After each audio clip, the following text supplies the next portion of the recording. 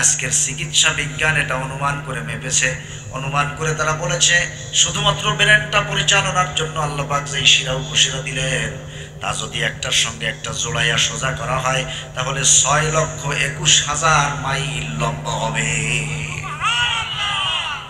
6,21,000 mile লম্বা হবে এমন তার আমাদের প্রত্যেকের ব্রেনের মধ্যে আল্লাহ পাক পেঁচাই দিয়েছেন। জীবনে ফুটবল খেলতে যাইয়া কত হেড দিলেন, একটা তারের সঙ্গে আর একটা তার কখনো পেঁচায়া যায় না। সুবহানাল্লাহ, আল্লাহু আকবার, আল্লাহু আকবার। এগুলি মাথায় ঢোকে, মাথায় ঢোকে আপনাদের? আমার বড় আফসোস হয় কোরআনের এই ময়দানগুলিতে এত চমৎকার চমৎকার কথা কোরআনের মধ্যে লুকায়িত আছে, হাদিসের মধ্যে আছে, এগুলি বাদ দিয়া আমরা তাইরে নাইরে গান গল্প। আর বর্তমানে ওয়াজের সবচেয়ে বড় খোরাক হয়েছে 5ই আগস্ট থেকে শুরু করে একেবারে দিল্লি পর্যন্ত। এখন ওয়াজই এই একটা, আর কিছু কওয়ার মতো নাই কোরআনে, সব কওয়া হয়ে গেছে। আর যে পলাইয়া মামু বাড়ি গেছে সে গেছে, তা নিয়ে আমাকে এত চিন্তা করা লাগবে কেন? কি যার পাওনা সে পেয়ে গেছে। এখন কি রাত দিন এই ওয়াজের ময়দানেও সারা এই যে কতদিন কষ্ট করে মানুষেরা পয়সা খরচ করে এই ময়দানটা গোছায়, সে না এসেও কি এই গল্প কইয়ে কাটাইতে হবে? প্রিয় ভাই, সব মাথা কাটান, কিছু বাড়িতে নেওয়ার চেষ্টা করুন। আজকের এই আলোচনা থেকে কিছু কথা বাড়িতে নিয়ে যান, যাতে জীবনটা জাহান্নামের রাস্তা থেকে জান্নাতের রাস্তায় ঘুরে যায়। চ্যানেলটি সাবস্ক্রাইব করে আমাদের সঙ্গেই থাকুন। আল্লাহ রাব্বুল আলামিন এই আয়াতে আহ্বান করলেন, ইয়া আইয়ুহান নাস, হে পৃথিবীর মানুষেরা, উবুদু রাব্বাকুম, তোমরা ইবাদত করো, গোলামি করো তোমাদের সেই রবের, আল্লাযী খালাকাকুম, যিনি তোমাদেরকে সৃষ্টি করেছেন, ওয়াল্লাযীনা মিন ক্বাবলিকুম, তোমাদের পূর্ববর্তীদেরকেও যিনি সৃষ্টি করেছেন, লাআল্লাকুম তাত্তাকুন, যদি তোমরা সেই রবের ইবাদত করো, গোলামি করো, তাহলে তোমরা তাকওয়াবান হতে পারবে, মুত্তাকি হতে পারবে। প্রিয় ভাই সব, এ ছিল তেলাওয়াতকৃত আয়াতের সাবলীল অনুবাদ। আসুন এ ব্যাপারে কিছু শুনি। সর্বপ্রথম কথা হলো, আল্লাহ রাব্বুল আলামিন ইয়া আইয়ুহান নাস বলে পৃথিবীর মানবতাকে ডেকেছেন। এখানে যেহেতু 2-4 জন আলেম ওলামা আছেন, ইয়া আইয়ুহান নাস, এই ইয়াতে 3 আলিফ টান। কয় আলিফ? 3 আলিফ। শোনেন, কোরআনের ময়দান, এখানে আমরা কিছু শিখতে আসছি, কথা ঠিক কিনা? এখানে আমরা কিন্তু গল্প গুজব করতে আসি নাই বা তামাশা করতে আসি নাই, আসছি নাকি? কিছু শিখতে এসেছি। এজন্য একটি শব্দ ভেঙে চুরে বিশ্লেষণ করে বললে আপনারা কিছু শিখতে পারবেন, তাই আমি আপনাদেরকে সেভাবে বোঝানোর চেষ্টা করব। এখানে 3 আলিফ টান কেন, এ ব্যাপারে মিশরের শহীদ সৈয়দ কুতুব রহিমাহুল্লাহ তিনি একটি কিতাব লিখেছেন, আল কোরআনের শৈল্পিক সৌন্দর্য, বাংলায় অনুবাদ হয়েছে, 445 পৃষ্ঠা এই বইটিতে। তিনি এই টানগুলি 3 আলিফ 4 আলিফ টানের সৌন্দর্য তিনি বর্ণনা করেছেন। আপনি যদি আপনার কাছে থাকা কোনো লোকরে ডাক দেন, তাহলে কি জোরে, ধরেন এই যে রজব আলী ভাই, আমি যদি একেবারে কাছে আছে, আমি যদি তার এখন ডাকি, ও রজব আলী ভাই, তাহলে মানুষ কি পাগল বলবে না আমাকে? কি বলবো? ভাই ভাই। আচ্ছা, উনি যদি এখান থেকে একটু দূরে থাকেন তাহলে একটু টান হবে। ওই যদি আরো দূরে থাকে আরো টান হবে।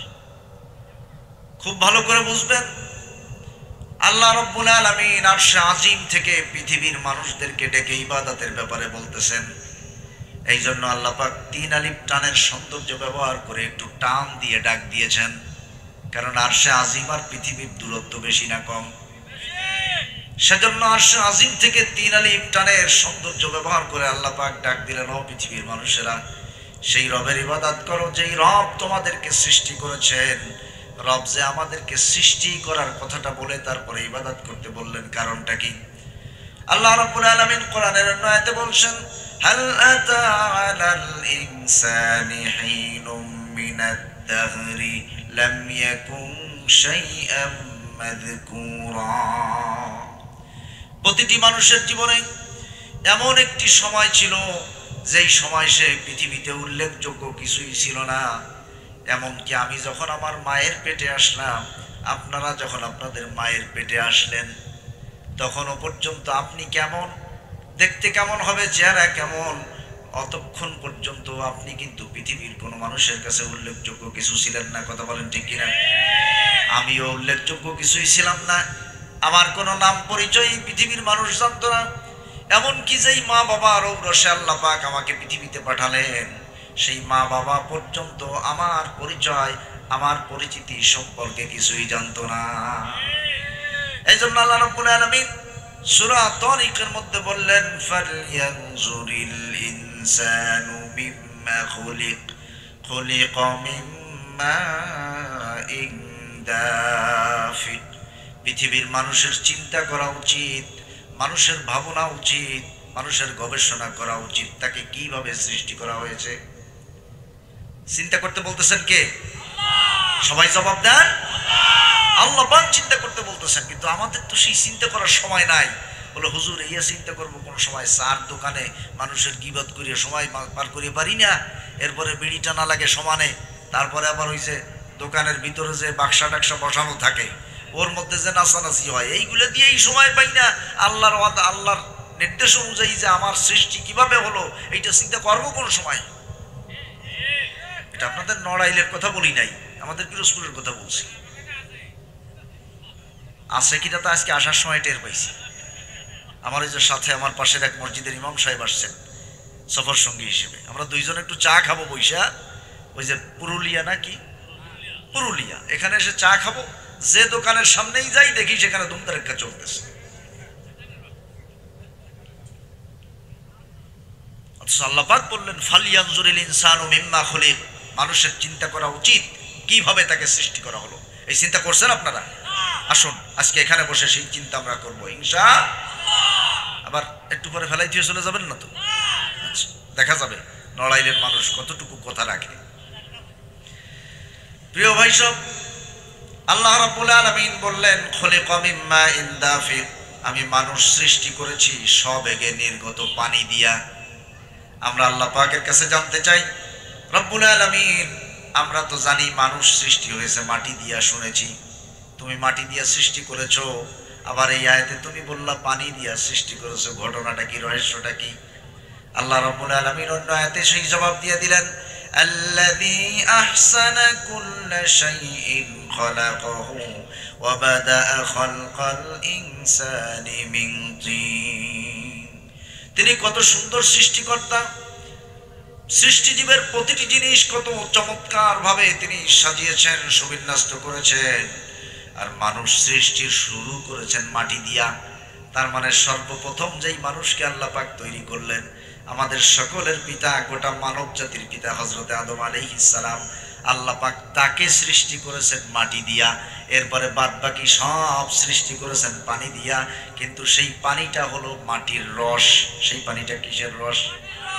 মাটির রস। আল্লাহ রাব্বুল আলামিন কোরআনে কারীমের অন্য আয়াতে সেটাও পরিষ্কার করে দিলেন, ওয়ালাকাদ খালাকনাল ইনসানা মিন সুলালাতিন মিন তিন, অবশ্যই আমি মানুষ সৃষ্টি করেছি সুলালাতিন মিন তিন, মাটির রস দিয়া। সুবহানাল্লাহ।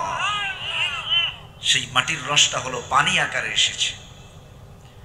প্রিয় ভাই সব, শুধুমাত্র মানুষ নয়, এই পৃথিবীতে জীবন্ত যত বস্তু আছে, সেটা গাছপালা হোক, পিঁপড়া হোক, ছাগল হোক, ঘোড়া হোক, বেড়া হোক, যাদের জীবন আছে, জীবন্ত যত বস্তু আছে, আল্লাহ রাব্বুল আলামিন এই সব জীবন্ত বস্তুর ব্যাপারে বললেন, ওয়াজআলনা মিনাল মাই কুল্লা শাইইন হাইয়্যিন আফালা ইউমিনুন।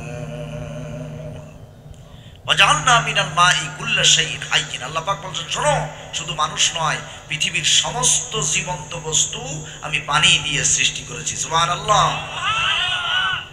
প্রিয় ভাই সব, এরপরে আল্লাহ পাক চতুষ্পদ যত জন্তু আছে, আবার দুই পায়া জন্তু আছে, আবার পাও ছাড়া জন্তু যা আছে, গোটা সৃষ্টি জগতের বিচরণশীল প্রাণীর ব্যাপারে আলাদা করে বললেন, ওয়াল্লাহু খালাকা কুল্লা দাব্বাতিন মিন মাইন ফামিনহুম মান ইয়ামশি আলা বাতনিহি ওয়া মিনহুম মান ইয়ামশি আলা রিজলাইনি ওয়া মিনহুম মান ইয়ামশি আলা আরবা।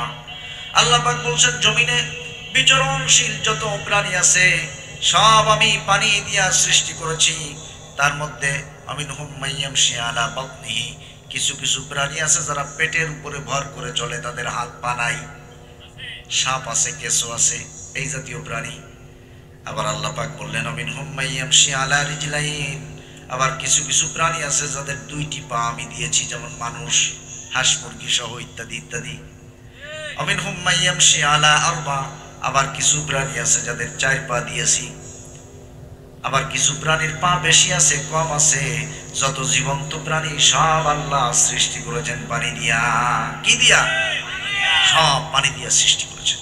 আল্লাহ পাক আমাদেরকে বললেন যে তোমরা একটু চিন্তা করো যে তোমাদেরকে আমি কত নগণ্য জায়গা থেকে, কত দুর্বল জায়গা থেকে, কত নরমাল জায়গা থেকে সৃষ্টি করলাম। আজকে যখন তুমি বড় হইলা, তোমার শরীরে শক্তিমত্তা আসলো, তখন তুমি সেই আল্লাহকে ভুলে গিয়া পৃথিবীর মানুষের গোলামি শুরু করে দিয়েছো। কথা বলেন ঠিক না? প্রিয় ভাই সব, এই জন্য আল্লাহ রাব্বুল আলামিন আমাদের বিবেকের উপরে আঘাত করলেন। বিবেকের উপরেই তিনি এই নসিহত রেখে দিলেন, তোমরা চিন্তা করো, গবেষণা করো কিভাবে তোমাদেরকে সৃষ্টি করলাম। ইয়াখরুজু মিন বাইনিস সুলবি ওয়াত তারাইব, পৃথিবীর মানবতার সৃষ্টি হয়েছে সন্তান জন্ম নিয়েছে তার পেট থেকে এবং মায়ের বুক থেকে আসা দুইটা অংশের সংমিশ্রণের মধ্য দিয়া। বাইনিস সুলবি ওয়াত তারাইব, আল্লাহ পাক বলছেন পিতার পেট আর মায়ের বুক। প্রতিটি পুরুষের মাজার, এই মেরুদণ্ডের মাঝামাঝি মাজার এই অংশে দেখবেন একটা পুটুলি আছে, একটা উঁচু জায়গা আছে, ড্যামের মতো আছে। এটা এখন হাতানোর দরকার নাই, তাহলে আবার অজয় ডিস্টার্ব হবে।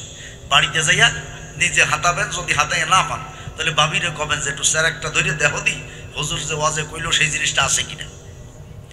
এইটা হাদিসে এসেছে আজবুজ জানাব, এইটার নাম।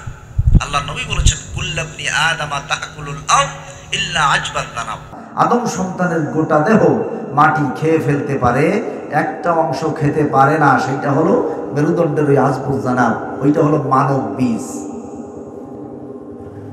হযরত আদম আলাইহিস সালাম থেকে শুরু করে কিয়ামত পর্যন্ত যত মানুষ পৃথিবীতে আসবে, এরকম সব মানব বীজ এক এক সঙ্গে আল্লাহ পাক প্রত্যেকটা পুরুষের এই মেরুদণ্ডের আজবুজ জানাব দিয়েছেন। সুবহানাল্লাহ।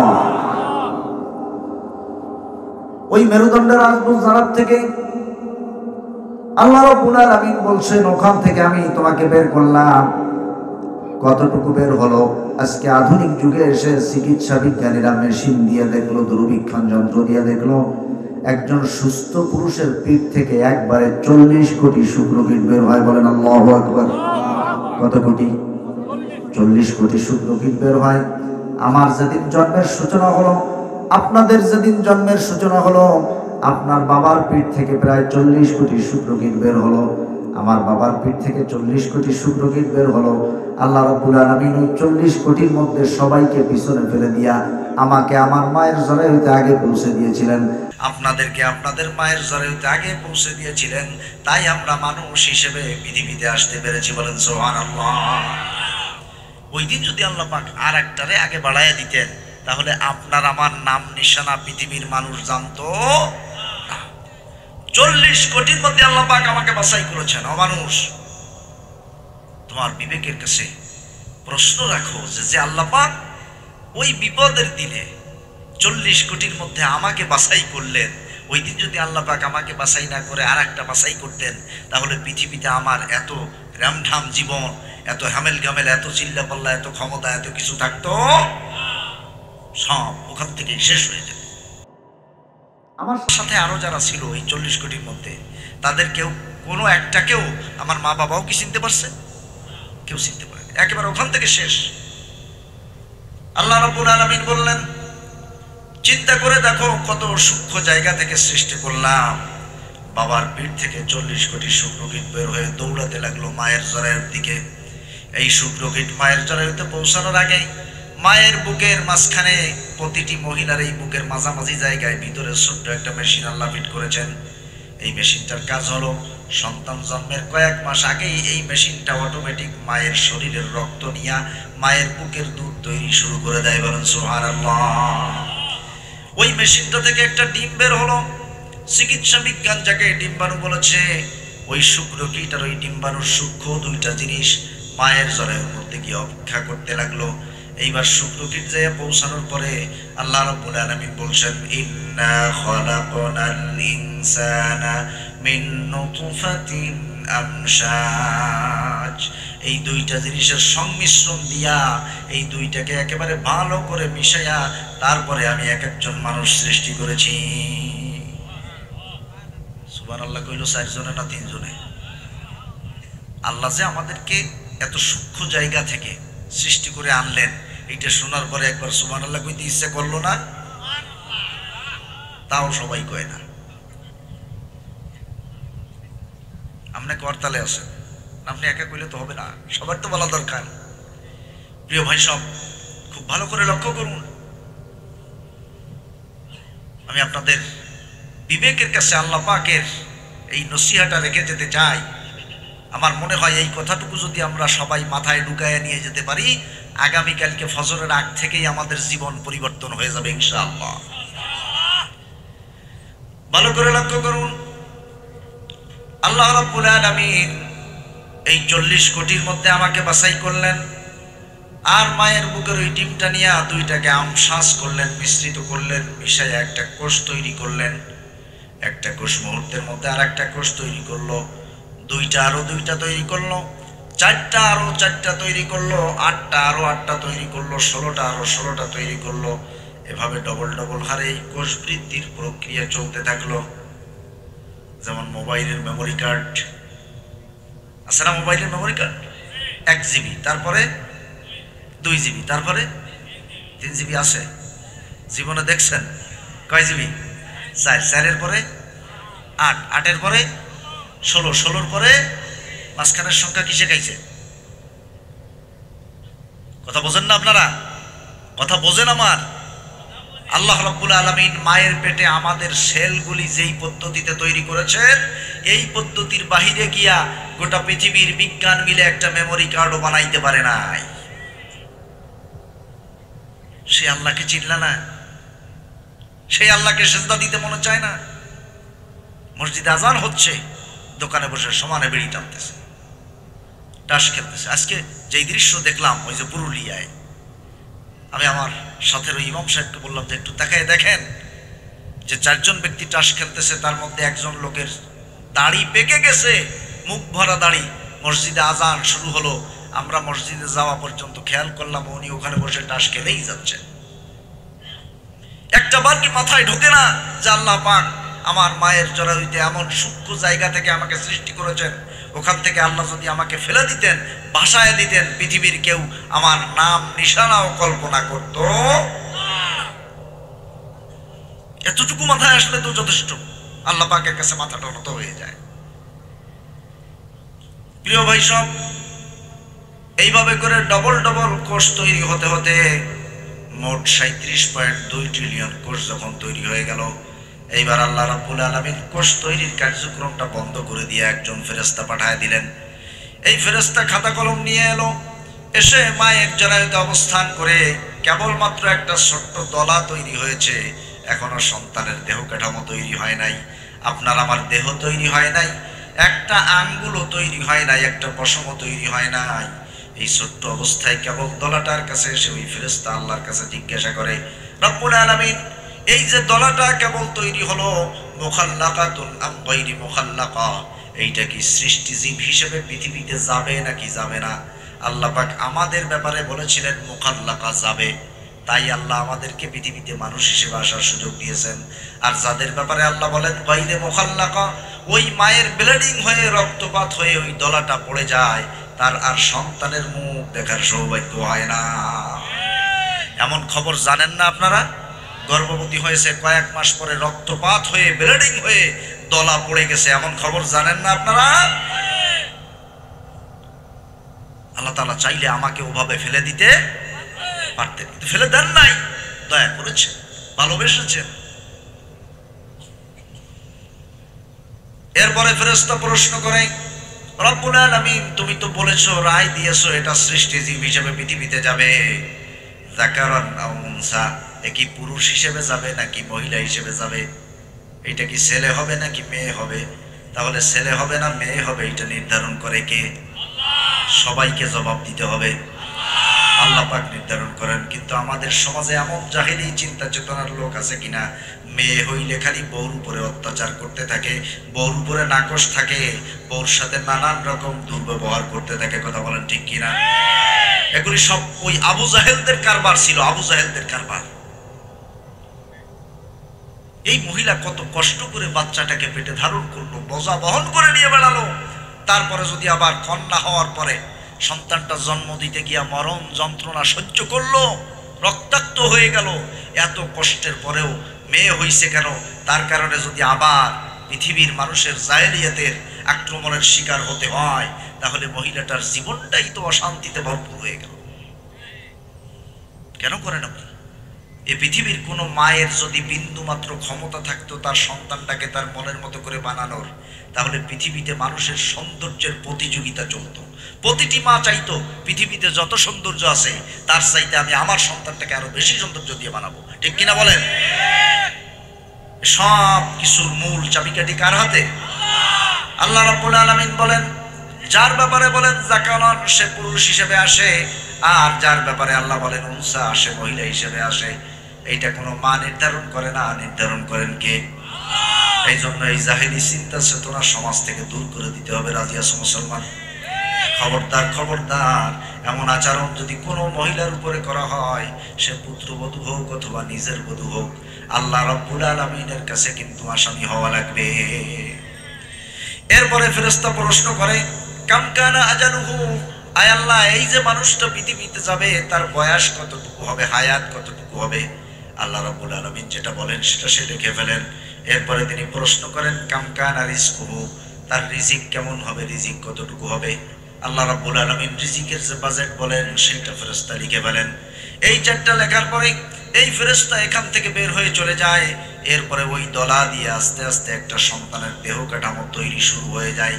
ওই যে 37.2 ট্রিলিয়ন কোষ আল্লাহ তৈরি করালেন মায়ের জরায়ুর মধ্যে সুরক্ষিত জায়গায়, ওখান থেকে এইবার আস্তে আস্তে দেহ কাঠামো তৈরি শুরু হয়।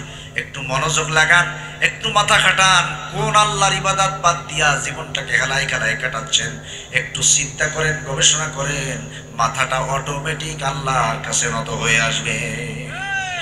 এই যে 37.2 ট্রিলিয়ন কোষ, এর মধ্যে 100 কোটি নার্ভ সেল দিয়ে আল্লাহ পাক আমাদের ব্রেন তৈরি করেছেন। বলুন সুবহানাল্লাহ। 100 কোটি নার্ভ সেল, এইটা দিয়া আল্লাহ রাব্বুল আলামিন ব্রেন তৈরি করেছেন। আর এই ব্রেনটাকে নিয়ন্ত্রণ করার জন্য, এর কার্যক্রম সঠিকভাবে যেন পরিচালিত হয়, এই জন্য মাথার মধ্যে 1200 গ্রাম ওজনের মগজ দিয়েছেন। মগজ, মাথার মধ্যে মগজ আছে না সবার? এই মগজের ওজন কত? জবাব দেন সবাই। 1200 গ্রাম। আমি আপনাকে বলি, 1 কেজি ওজনের একটা পয়ড়ার মাথায় নিয়ে একটু হাইটা দেখেন তো কতটা বিরক্ত লাগে। অথচ এই মাথার মধ্যে 1200 গ্রাম ওজনের শুধু মগজ আছে। কখনো কি আমাদের কোনো বিরক্ত অনুভব হইছে? আমরা সেই ওজন টের পাই? সুবহানাল্লাহ, সুবহানাল্লাহ। কত দয়া করেছেন মালিক। এরপরেও তুমি সেই মালিককে সিজদা করো না। আল্লাহ রাব্বুল আলামিন মগজটা মাথার যেই জায়গায় বসায় দিয়েছেন, সেই বসানোর যেই জায়গাটা, সেই জায়গার মধ্যে এক ধরনের আঠালো জাতীয় পানি জাতীয় পদার্থ আল্লাহ দিয়া তার উপরে মগজ বসায় দিয়েছেন। আপনারা দেখবেন 2 মণ ওজনের একটা গাছ একজন মানুষ নাড়াইতে পারে না। ওই গাছটা যদি পানির মধ্যে ফেলে দেওয়া হয় তাহলে ধরে নাড়াচাড়া করতে স্বাভাবিকভাবে পারে, মনে হয় যেন 10 কেজি ওজন। কথা বলেন ঠিক কিনা? এই যে 2 মণ ওজনের গাছটা পানির মধ্যে গেলে যে হালকা হয়ে গেল, ওই 1200 গ্রাম ওজনের মগজ আল্লাহ রাব্বুল আলামিন শুকনা মাথায় বসায় দেন নাই যে আমার সৃষ্টি জগৎ, আমার বান্দা বান্দির কষ্ট হবে, মাথায় বোঝা মনে হবে। এই জন্য এমন এক ধরনের আঠালো জাতীয় পদার্থ পানি দিয়ে তার উপরে বসালেন, যাতে 1200 গ্রাম ওজনের মগজ একজন মানুষের কাছে 200 গ্রাম ওজনের বোঝাও মনে হয় না। সুবহানাল্লাহ, সুবহানাল্লাহ। প্রিয় ভাই সব, শুধু তাই নয়, এই মগজ ব্রেন এমন গুরুত্বপূর্ণ জিনিস, ব্রেন যদি ভালো না থাকে গোটা দেহের সব ভালো, চেহারা যতই ভালো হোক মানুষটাকে পাগল বলে, তাকে নিয়ে মানুষ হাসি ঠাট্টা করে, রহস্য করে, আর তার জীবনটা এই স্বাভাবিক জীবনযাত্রার এই পর্যায়ে আর থাকে না। কথা বলেন ঠিক কিনা? সুতরাং এই ব্রেনটাকে পরিচালনা করার জন্য আল্লাহ রাব্বুল আলামিন মাথার মধ্যে, ব্রেনের মধ্যে যেই পরিমাণ ছোট ছোট সূক্ষ্ম শিরা উপশিরা দিয়েছেন, আজকের চিকিৎসা বিজ্ঞান এটা অনুমান করে মেপেছে। অনুমান করে তারা বলেছে শুধুমাত্র ব্রেনটা পরিচালনার জন্য আল্লাহ পাক যেই শিরা উপশিরা দিলেন, তা যদি একটার সঙ্গে একটা জোড়াইয়া সোজা করা হয় তাহলে 6,21,000 মাইল লম্বা হবে। 6,21,000 মাইল লম্বা হবে, এমন তার আমাদের প্রত্যেকের ব্রেনের মধ্যে আল্লাহ পাক পেঁচাই দিয়েছেন। জীবনে ফুটবল খেলতে যাইয়া কত হেড দিলেন, একটা তারের সঙ্গে আর একটা তার কখনো পেঁচায়া যায় না। সুবহানাল্লাহ, আল্লাহু আকবার, আল্লাহু আকবার। এগুলি মাথায় ঢোকে, মাথায় ঢোকে আপনাদের? আমার বড় আফসোস হয়, কোরআনের এই ময়দানগুলিতে এত চমৎকার চমৎকার কথা কোরআনের মধ্যে লুকায়িত আছে, হাদিসের মধ্যে আছে, এগুলি বাদ দিয়া আমরা তাইরে নাইরে গান গল্প। আর বর্তমানে ওয়াজের সবচেয়ে বড় খোরাক হয়েছে 5ই আগস্ট থেকে শুরু করে একেবারে দিল্লি পর্যন্ত। এখন ওয়াজই এই একটা, আর কিছু কওয়ার মতো নাই কোরআনে, সব কওয়া হয়ে গেছে। আর যে পলাইয়া মামু বাড়ি গেছে সে গেছে, তা নিয়ে আমাকে এত চিন্তা করা লাগবে কেন? কি যার পাওনা সে পেয়ে গেছে। এখন কি রাত দিন এই ওয়াজের ময়দানেও সারা এই যে কতদিন কষ্ট করে মানুষেরা পয়সা খরচ করে এই ময়দানটা গোছায়, সে না এসেও কি এই গল্প কইয়ে কাটাইতে হবে? প্রিয় ভাই, সব মাথা কাটান, কিছু বাড়িতে নেওয়ার চেষ্টা করুন। আজকের এই আলোচনা থেকে কিছু কথা বাড়িতে নিয়ে যান, যাতে জীবনটা জাহান্নামের রাস্তা থেকে জান্নাতের রাস্তায় ঘুরে যায়। আল্লাহ পাক কত দয়া করলেন এই দেহটা জুড়ে, তা যদি আমরা একটা বার বসে কল্পনা করতাম, চিন্তা করতাম, তাহলে গোটা পৃথিবী অসন্তুষ্ট হয়ে গেলেও আমি ওই দিকে না তাকাই আমার আল্লাহর সন্তুষ্টির দিকে তাকাতাম। ঠিক কিনা বলে? প্রিয় ভাই সব, এই যে ব্রেনটা দিলেন আর এত সূক্ষ্ম শিরা উপশিরা দিলেন, এগুলি যেন ক্ষতিগ্রস্ত না হয়, এই জন্য এগুলির সুরক্ষার জন্য আল্লাহ রাব্বুল আলামিন মাথার যে খাপড়াটা দিয়েছেন, এই খাপড়াটার মধ্যে এক প্রকার দুই প্রকার নয়, মেডিকেল সায়েন্টিস্টরা পরীক্ষা করে দেখেছেন 26 প্রকারের হাড় আল্লাহ এই খাপড়ার মধ্যে দিয়েছেন। বলেন সুবহানাল্লাহ। এ পর্যন্তই শেষ নয়, আল্লাহ রাব্বুল আলামিন গোটা দেহটাকে যেই চামড়া দিয়া প্যাকেট দিয়া ঢেকে দিলেন, এমনকি পৃথিবীর সমস্ত ফলমূলগুলির উপরেও আল্লাহ একটা চামড়া দিয়েছেন। কথা বলেন ঠিক কিনা? প্রতিটি ফলের উপরে একটা চামড়া আছে, খোসা আছে। আল্লাহ রাব্বুল আলামিন আমাদের দেহটাকে একটি খোসা দিয়া চামড়া দিয়া ঢেকে দিলেন। আজকের মেডিকেল সায়েন্স বলছে একজন মানুষের দেহে 6,000 প্রকারের চামড়া দিয়ে আল্লাহ প্যাকেট করেছেন। বলেন সুবহানাল্লাহ। 6,000 প্রকারের চামড়া। হাতের তালুর চামড়া একরকম, পিঠের চামড়া আরেক রকম, মাথার চামড়া একরকম, কানের চামড়া আরেক রকম। দেখেন শীতকালে শুধু কানটা পেঁচাইয়া ঢেকে রাখলে বা কান টুপি দিলে গোটা দেহ গরম হয়ে যায়। আবার শরীরের মধ্যে 3-4টা সোয়েটার, এদিকে নিচে খালি একটা পায়জামা, কতক্ষণ, অথবা শুধু একটা লুঙ্গি, তাহলে এইখানে 3-4টা লাগলো, এখানে একটা হয়ে গেল কেন? তাহলে বোঝা গেল ওই চামড়া আর এই দেহের চামড়া একরকম নয়। চিকিৎসা বিজ্ঞান বলছে একজন মানুষের দেহ প্যাকেট করেছেন আল্লাহ পাক 6,000 প্রকারের চামড়া দিয়া। সুবহানাল্লাহ। কত দয়া আল্লাহ পাক করলেন। আমাদের দেহের মধ্যে 2টা করে কিডনি আল্লাহ পাক সেট করেছেন। এক একটা কিডনির ওজন মাত্র 200 গ্রাম, আর এক একটা কিডনির মধ্যে 10 লক্ষ মূত্রতন্ত্র দিয়েছেন। আমরা যেই পানিগুলি পান করি এগুলি সূক্ষ্মভাবে সেকে দেহের মধ্যে যতটুকু উপকারী পানি দরকার অতটুকু দেহের মধ্যে সাপ্লাই দেওয়া, আর বাকি অংশ দিয়া দেহের মধ্যে ক্ষতিকর যে নিকোটিনগুলি আছে সেগুলি যেন দেহের ক্ষতি করতে না পারে, এই জন্য বাকিটা প্রস্রাবের আকারে সেই নিকোটিন নিয়ে বের হয়ে যাওয়ার এই কার্যক্রম পরিচালনার জন্য যেই মেশিন আল্লাহ পাক দিয়েছেন তার নাম হলো কিডনি। ওজন হলো মাত্র 200 গ্রাম। জোরে কোন কয়শো গ্রাম? এই কিডনি যদি কারো নষ্ট হয়ে যায়, হসপিটালে যায় ডায়ালিসিস করা লাগে। ওই ডায়ালিসিস কিডনির কাজটা যেই ডায়ালিসিস মেশিন দিয়ে করা হয় সেই মেশিনটার ওজন হলো 100 কেজি। এইবার চিন্তা করেন আল্লাহ পাক যদি 100 কেজি ওজনের একটা কিডনি ঘাড়ে উঠিয়ে দিতেন, এই জীবনে আর কিছু করে খাওয়া লাগতো না। কিডনি বইতে বইতে জীবন শেষ হয়ে যেত। ঠিক কিনা বলেন? প্রিয় ভাই সব, কত দয়া করলেন, কত দয়া করলেন। আল্লাহ পাকের দয়া হিসাব করে মাথায় যেতে পারবো আমরা? আল্লাহ রাব্বুল আলামিন বলছেন, ওয়া ইন তাউদ্দু নি'মাতাল্লাহি লা তুহসুহা, এই পৃথিবীতে তোমাদেরকে যেই পরিমাণ নিয়ামত আমি দান করেছি, তোমরা যদি আমার নিয়ামত, আমার অনুগ্রহ একটা একটা করে গুনতে শুরু করো, তোমাদের জীবন কয়েকবার পার করে দিলেও আমার নিয়ামত গুনে শেষ করতে পারবে না। এত পরিমাণ অসংখ্য নিয়ামত আল্লাহ পাক দিয়েছেন। আমি সবগুলি আপনাদের সামনে বলবো না, একেবারে মৌলিক কিছু বলবো। যে এই ফুসফুস আমাদের এই নিঃশ্বাসগুলি নিয়ে সেকে আবার এর ক্ষতিকর অংশ ছেড়ে দেয়, এই ফুসফুসের এই কার্যক্রম পরিচালনার জন্য ফুসফুসের মধ্যে আল্লাহ তাআলা বাতাস সংরক্ষণের, এই যে বাতাস আমরা শ্বাস হিসেবে গ্রহণ করলাম, এই বাতাসটা সংরক্ষণ এবং এর কার্যক্রম পরিচালনার জন্য এই ফুসফুসটার মধ্যে ৭২ কোটি বাতাসের ব্যাগ দিয়েছেন আল্লাহ। সুবহানাল্লাহ।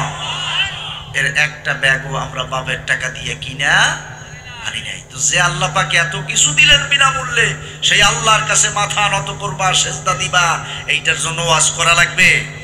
ওয়াজ করা লাগবে? প্রিয় ভাই সব খুব মনোযোগ লাগান। গোটা দেহের সমস্ত ধরনের সংকেত পরিচালনা করার জন্য আল্লাহ রাব্বুল আলামিন ১১,০০০ সেন্সর ফিট করে দিয়েছেন। আর এই সেন্সরগুলি কত দ্রুত কাজ করে দেখুন।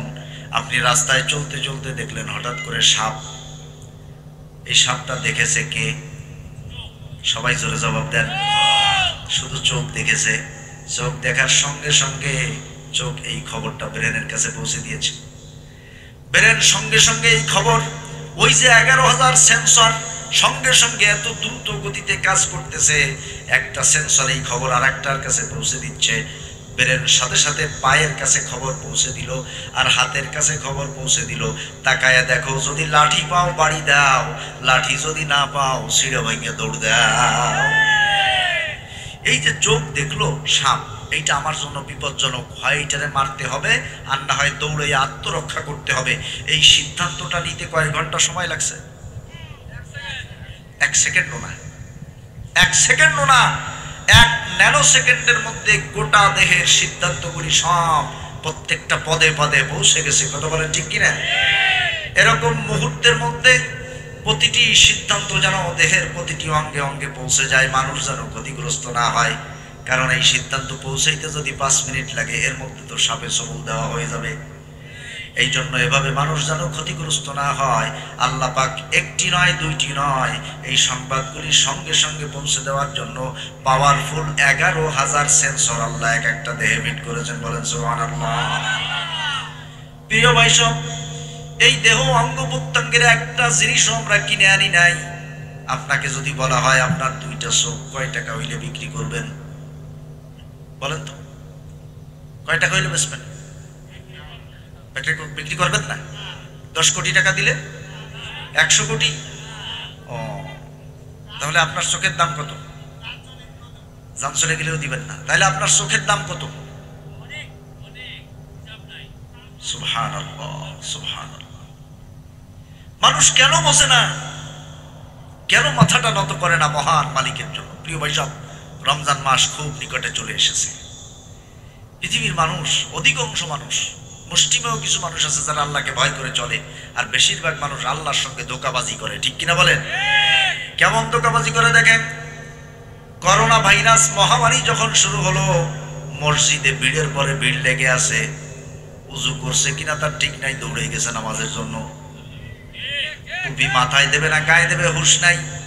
এই যে দৌড়া দৌড়ি ছোটাছুটি কয়েকদিন করার পরে যখন দেখলো করোনা তো আমাদের বাড়ির কাছে আসে না, ওদিক দিয়ে যায়, তখন চিন্তা করলো যে আর ফাও ফাও মসজিদে বসে সময় নষ্ট করিলাম নাই, যাই 2 দিন টাস খেললে একটু উপকার হবে। কথা বলেন? তাহলে এই যে কয়দিন দৌড়ে আসলো করোনা দেইয়া, আসলে কি আল্লাহর ভয়ে আসলো নাকি আল্লাহর সঙ্গে তামাশা করলো? আল্লাহ পাকের সঙ্গে তামাশা এভাবে চলছে অহরহ। আল্লাহ রাব্বুল আলামিন কোরআনে বলেছেন বহু জায়গায়, যেই বিপদে পড়ে সেই একমাত্র আমাকে ডাকে, আবার যেই বিপদ থেকে আমি উদ্ধার করে দেই সেই আর আমাকে ডাকে। আমরা কেউ সেরকম হতে চাই? প্রিয় ভাই সব, আল্লাহ রাব্বুল আলামিন এইরকম অনেক দামি দামি অঙ্গ প্রত্যঙ্গ সেট করে মায়ের গর্ভের মধ্যে সুরক্ষিত জায়গায় সুন্দর একটি বাচ্চা আকারে তৈরি করলেন। সুম্মা আনশা'নাহু খালকান আখার ফাতাবারাকাল্লাহু আহসানুল খালিকিন। আল্লাহ পাক বলেন এরপরে আমি আলাদা একটা সৃষ্টি, পূর্ণাঙ্গ একটা সৃষ্টি হিসেবে তৈরি করলাম। সুম্মা নুখরিজুকুম তিফলা, এরপরে ছোট্ট বাচ্চা আকারে তোমার মায়ের পেট থেকে তোমাকে দুনিয়ায় আমি নিয়ে আসলাম। এমন ভাবে নিয়ে আসলাম তখন তুমি মারাত্মক দুর্বল, এমন দুর্বলতা দিয়ে আল্লাহ পাক তোমাকে পৃথিবীর যাত্রা শুরু করালেন। তোমার মায়ের পেট থেকে যখন তুমি পৃথিবীতে ভূমিষ্ঠ হলে, একটা পিঁপড়ায় কামড় দিলে পিঁপড়াটাকে সরানোর মতো যোগ্যতা তোমার ছিল না, এমনকি পৃথিবীর কাউকে ডেকে বলার মতো যোগ্যতা ছিল না যে আমার শরীরে অমুক জায়গায় একটা পিঁপড়ায় কামড় দিয়েছে সরাও, এমন যোগ্যতাও আমাদের কারো ছিল না। কথা বলেন ঠিক কিনা? আল্লাহ রাব্বুল আলামিন বলছেন আল্লাহুল্লাযী খালাকাকুম মিন দুফিন সুম্মা জাআলা মিন বা'দি দুফিন কুওয়া সুম্মা জাআলা মিন বা'দি কুওয়াতিন দুফান ওয়া শাইবা। তোমাদের জীবন শুরু হলো একটা দুর্বলতা দিয়ে, আস্তে আস্তে তুমি যখন বড় হলে তখন তোমার সেই দুর্বলতা কেটে একটা শক্তি সবল তোমার দেহ তৈরি হয়ে গেল। আস্তে আস্তে তুমি যুবক হলে দেহে শক্তি এলো।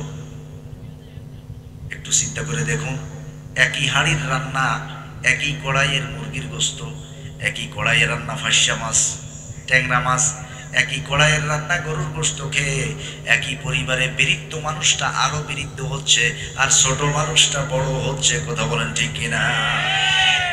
এক পরিবারে 5 জন সদস্য, একজন ছোট বা 2 জন ছোট, একজন বৃদ্ধ।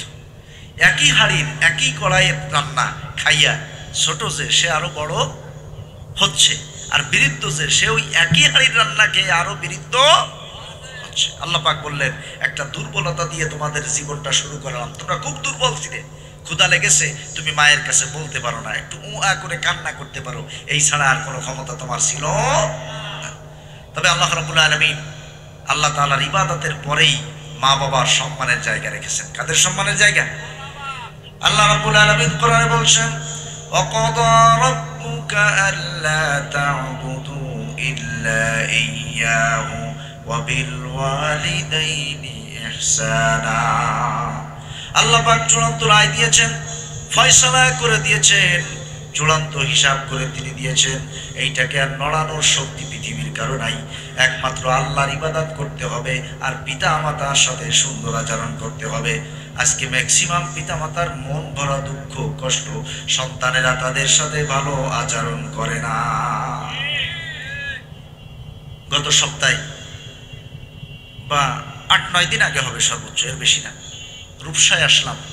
রূপসা আইসগাতির পাশের ইউনিয়ন শ্রীফলতলা ইউনিয়নে আসলাম মাহফিল করতে।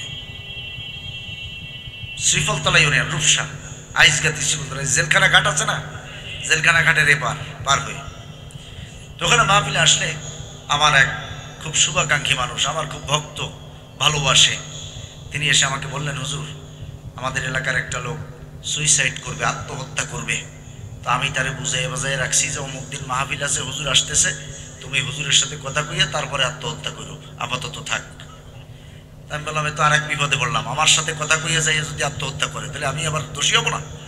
তা বলতেছে না, আপনি ওরে নসিহত করবেন, বুঝাবেন যাতে আত্মহত্যা না করে। আমি বললাম তাহলে ঠিক আছে, এবার ওরে নিয়ে আসেন। তো তাকে নিয়ে আসা হলো। আমি মনে করছি যে কোনো ইয়ং ছেলেপেলে হবে, কারণ বেশিরভাগ ইয়ং ছেলেপেলেরাই জীবনের ভুল সিদ্ধান্তে আত্মহত্যা করে। আসার পরে দেখলাম যে ইয়াং না, অর্ধেক দাড়ি চুল তার পেকে গেছে। আমি হতভম্ব হলাম যে এই লোক আত্মহত্যা করবে এই বয়সে। আমি জিজ্ঞেস করলাম ভাই কি বিষয়টা কি বলেন আমাকে। সে বলতেছে হুজুর কয়েকদিন আগে একটা চাবি নিয়ে, তালার চাবি নিয়ে গ্যাঞ্জাম হইয়া বউরে 3 তালাক দিয়ে ফেলাইছি। কথা বলে কান্না শুরু করে দিছে। এরপরে বলতেছে আমি এখন প্রত্যেক 5 ওয়াক্ত নামাজের মধ্যেও কান্দি, নামাজের পরেও কান্দি, এখন আমি কি করব? আমি বললাম যে শোনেন, এত নাউকে কথা কইয়েন না, এর আগে তো আপনি নামাজই পড়তেন না, এখন তো বেকায়দায় পড়ে নামাজের মধ্যে কান্দেন। তখন বলতেছে হুজুর ঠিক। এরপরে বললো যে হুজুর আরো দুঃখের কথা শোনেন, আমার 2টা ছেলে, আমার ছোট ছেলেটা কয়েকদিন আগে বিবাহ করে আসছে, এলাকার অনেক লোকজন নিয়ে বরযাত্রী গেছে, আমাকে বলে নাই। আমি আমি রাস্তায় দাঁড়ায় দাঁড়ায় এই দৃশ্য দেখেছি, আমার সন্তান বিবাহ অনুষ্ঠানে যাচ্ছে আর 2 চোখ দিয়ে শুধু পানি ফেলাইছি। বললাম কারণটা কি? এর পিছনে কোনো না কোনো একটা অপরাধ তো আছেই।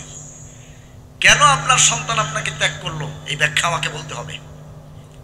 তিনি বললেন, এর কোনো ব্যাখ্যা আমার জানা নাই, তবে আমার কাছে যেটা এখন মনে হচ্ছে সেটা হলো, আমার এই সন্তানগুলি যখন ছোট ছিল তখন আমার অনেক কামাই রোজগার ছিল, ভরপুর টাকা পয়সা ছিল। আমি প্রতিদিন ফলমূল ইচ্ছা মতো কিনে কিনে এনে এই সন্তানদেরকে খাওয়াইতাম, আমার মা বাবার খোঁজ নিতাম না।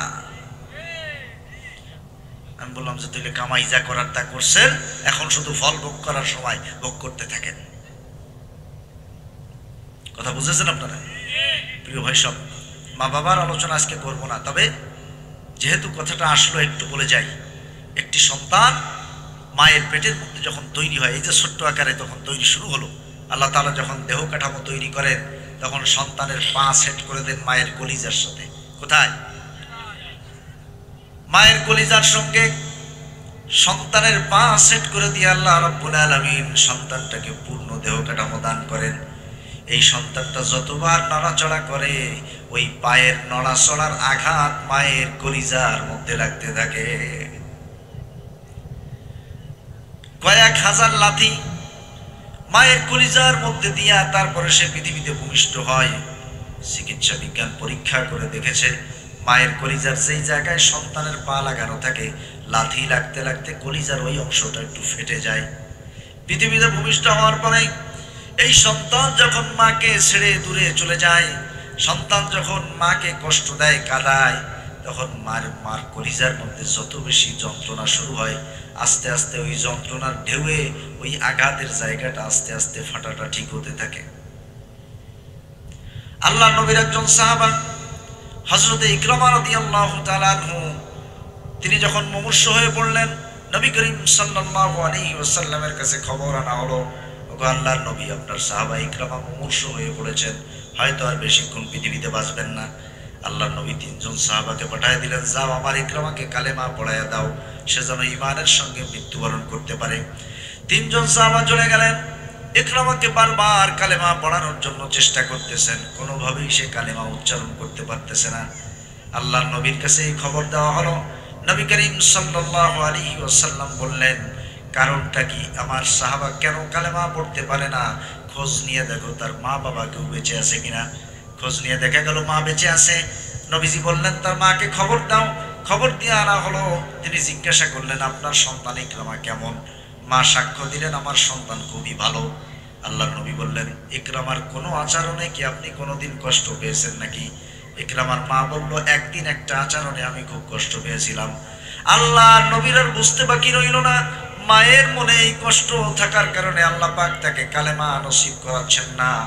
নবী করিম সাল্লাল্লাহু আলাইহি ওয়াসাল্লাম সাহাবাদেরকে বললেন, যাও কাঠ নিয়ে আসো, কাঠ এক জায়গায় জমা করে আগুন ধরায় দাও, আমি ইকরামার মায়ের সামনে ইকরামাকে ধরে পোড়াইয়া দিব। যেই আল্লাহর নবী মায়ের সামনে সন্তানকে পোড়ানোর কথা বললেন, মায়ের কলিজার মধ্যে দরদের উথাল পাতাল শুরু হলো। তিনি বললেন, ইয়া রাসূলুল্লাহ, ইয়া হাবিবাল্লাহ, খবরদার আমার সন্তানকে পোড়াবেন না। আল্লাহর নবী বললেন, আমি এখন পোড়াইলাম না, কিন্তু আপনি যদি মাফ না করেন, মরার সঙ্গে সঙ্গে আল্লাহ জাহান্নামে পোড়াবে, এইটা আপনি মা হিসেবে কেমনে সহ্য করবে? যখনই আল্লাহর নবী এই কথা ইকরামার মাকে বলেছে, তিনি সঙ্গে সঙ্গে হাউমাউ করে কেঁদে দিয়েছেন এবং বলেছেন, ইয়া রাসূলুল্লাহ, আমি আমার সন্তানের একটা আচরণে যে কষ্ট পেয়েছিলাম, আমি এখন তাকে মাফ করে দিলাম। যেই মা বলেছে মাফ করে দিলাম, আল্লাহ নবী বলছেন, সঙ্গে সঙ্গে ইকরামা ঘরের মধ্যে এত জোরে জোরে কালেমা পড়েছে, বাহিরে বসে আল্লাহ নবী সহ অন্যান্য মানুষরা শুনতে পেয়েছে। সুবহানাল্লাহ। প্রিয় ভাই সব, আপনাদের মস্তিষ্কের কাছে কথাটি রেখে যেতে চাই, নবীজির একজন সাহাবা, এটা খেলা কথা নয়। আল্লাহ নবীর একজন সাহাবা, এত বড় মর্যাদাপূর্ণ দামি একজন মানুষ, তিনিও যদি মায়ের মনে আঘাত দেওয়ার কারণে মৃত্যুর সময় কালেমা পড়তে না পারেন, তাহলে আমাদের অবস্থা কি খবর আছে? খবরদার, খবরদার। মা যে কষ্ট সহ্য করেছে তা শোধ করার মতো, সেই ঋণ শোধ করার মতো যোগ্যতা এই পৃথিবীতে কোনো সন্তানের হয় নাই। খবরদার। আল্লাহ নবীর কাছে একজন সাহাবা জিজ্ঞাসা করলেন, ইয়া রাসূলুল্লাহ, মা বাবা সম্পর্কে বলেন। নবীজি সংক্ষেপে বলে দিলেন, হুমা জান্নাতুকা ওয়া নারুকা, তোমার মা বাবাই তোমার জান্নাত, তোমার মা বাবাই তোমার জাহান্নাম। তুমি চাইলে মা বাবার খেদমত করে জান্নাত কামাই করে নিতে পারো, আবার চাইলে মা বাবার সাথে দুর্ব্যবহার করে জাহান্নাম কামাই করে নিতে পারো। সাবধান। প্রিয় ভাই সব, খুব লক্ষ্য করুন, আল্লাহ রাব্বুল আলামিন যখন আমাদেরকে মায়ের পেট থেকে ছোট্ট বাচ্চা আকারে বের করে আনলেন, আমাদের চরম দুর্বলতা দিয়ে জীবনটা শুরু হলো। ঠিক মায়ের পেট থেকে ভূমিষ্ঠ হওয়ার সঙ্গে সঙ্গে শয়তান এসে 2 আঙ্গুল দিয়ে আমাদের প্রত্যেকের মাজায় এক একটা খোঁচা দিয়েছে। কয় আঙ্গুল দিয়ে খোঁচা দিছে? 2 আঙ্গুল। খোঁচা দিছে কোথায়? মাজায়। আল্লাহ নবী বলেছেন, কুল্লু বানি আদামা ইয়াতুনু শাইতানু ফি জানবাইহি বিইসবাইহি হিনা ইউলাদু গায়রা ঈসা ইবনে মারইয়াম। একমাত্র মারিয়ামের পুত্র ঈসাকে বাদে এই পৃথিবীর সমস্ত আদম সন্তানকে জন্মের সাথে সাথে শয়তান আঙ্গুল দিয়া 2 আঙ্গুল দিয়া তার মাজায় একটা খোঁচা দেয়। কোথায় খোঁচা দেয়? মাজায়। মাজায় খোঁচা দিয়ে কইয়ে যায় যে, ভাই তুমি আস্তে আস্তে বড় হও, আমি তোমার পিছনে আসি, তোমারে জাহান্নামে নেওয়ার জন্য যা যা করার দরকার তা আমি করব, তুমি আস্তে আস্তে বড় হও, আমি আসি তোমার পিছনে। এজন্য আল্লাহ নবী বলেছেন, মা মিন আদামিয়িন ইল্লা লাহু শাইতান, এমন কোন মানুষ নাই যার পিছনে একটা শয়তান নাই। এই হাদিস শোনার পরে সাহাবায়ে কেরাম জিজ্ঞাসা করলেন, ইয়া রাসূলুল্লাহ, আপনার পিছনেও কি শয়তান আছে? আল্লাহ নবী বললেন যে হ্যাঁ আছে, তবে আমার পিছনে যে শয়তানটা লাগানো আছে, এই শয়তানটাকে আল্লাহ আমার অনুগত করে দিয়েছেন, ও আমাকে কোনো ধোঁকা দিতে পারে না। কিন্তু আমাদের পিছনে যে শয়তানগুলো লাগানো আছে, ওরা কিন্তু রীতিমতো আমাদেরকে ধোঁকা দিয়েই যাচ্ছে, আর আমরাও তাদের ধোঁকায় পা দিয়ে যাচ্ছি। কিয়ামতের ময়দানে মানুষ যখন জাহান্নামের আসামি হয়ে যাবে, আমলনামায় যখন ঠকে যাবে, হেরে যাবে, তখন কোনো কুল কিনারা না পাইয়া দোষ দিবে শয়তানের। কার দোষ দিবে? মানুষেরা বলবে, রব্বুল আলামিন, শয়তানের ওয়াসওয়াসার কারণে দুনিয়ার জীবনে এভাবে ক্ষতিগ্রস্ত হয়েছি, জাহান্নামের আসামি হয়ে গেছি। আল্লাহ রাব্বুল আলামিন তখন শয়তানকে হাজির করবেন, বলবেন, শয়তান, তোর বিরুদ্ধে নালিশ হয়েছে, তুই কি বলবি বল। শয়তান তখন যে কথাটা বলবে, সেই কথাটা আল্লাহ পাক এখনই আমাদেরকে দুনিয়ায় জানাই দিয়েছেন।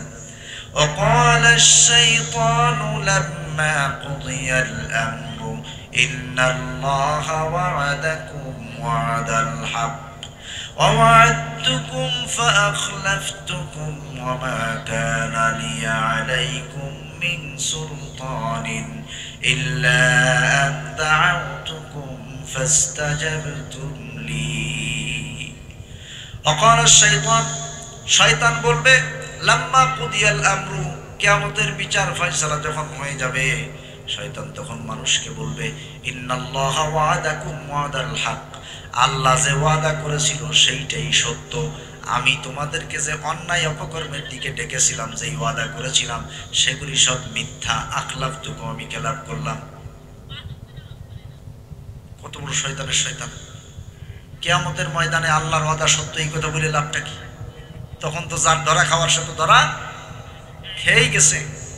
প্রিয় ভাই সব, এজন্য আল্লাহ রাব্বুল আলামিন আমাদেরকে বলেছেন, ইন্নাশ শাইতানা লাকুম আদুউন ফাত্তাখিযুহু আদুওয়া। ও আদম সন্তান ও পৃথিবীর মানুষেরা শোনো, তোমাদের দুনিয়ার জীবনের সবচেয়ে বড় শত্রু হলো শয়তান। সেই শয়তান সম্পর্কে তোমরা সতর্ক থাকো, তাকে তোমরা বন্ধু বানাইও না, শত্রু হিসেবে রাখো।